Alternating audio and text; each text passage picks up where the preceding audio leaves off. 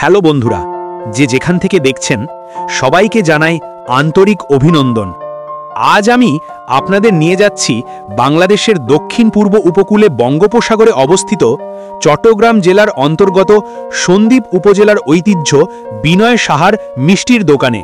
বাংলাদেশের প্রতিটি অঞ্চলেরই রয়েছে নিজস্ব স্বাদ আর নিজস্ব মিষ্টির ঐতিহ্য, কিন্তু চট্টগ্রামের দ্বীপ উপজেলার সন্দ্বীপে এলে আলাদা করে নাম করতে হয় বিনয় সাহার মিষ্টিকে। শিবের হাট এলাকায় অবস্থিত এই মিষ্টির দোকান শুধু স্বাদের জন্য নয়, বরং সততা, মান আর ঐতিহ্যের জন্য আজ কিংবদন্তি।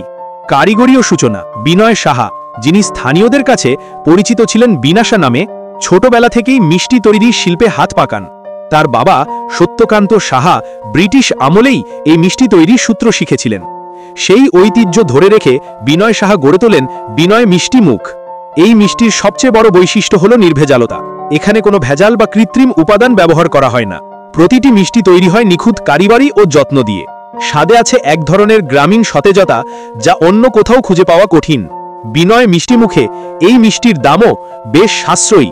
ছোট 6 টাকা, মাঝারি 15 টাকা, বড় 20 টাকা।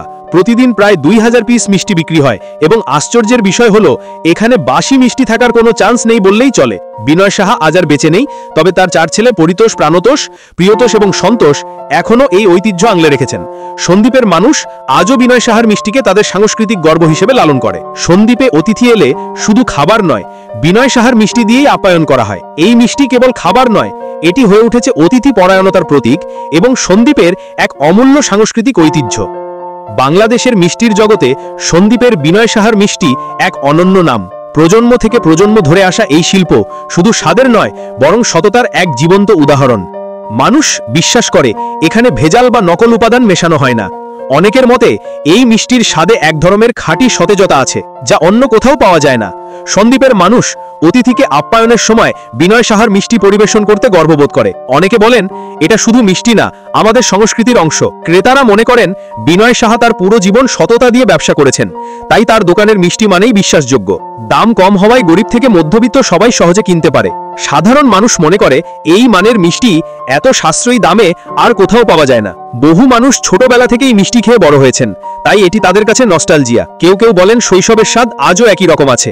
যদি কখনো সন্দ্বীপ ভ্রমণে যান, তবে দ্বীপের সৌন্দর্য যেমন উপভোগ করবেন, তেমনি ভুলবেন না বিনয় সাহার দোকানে গিয়ে সেই অতুলনীয় মিষ্টির স্বাদ নিতে।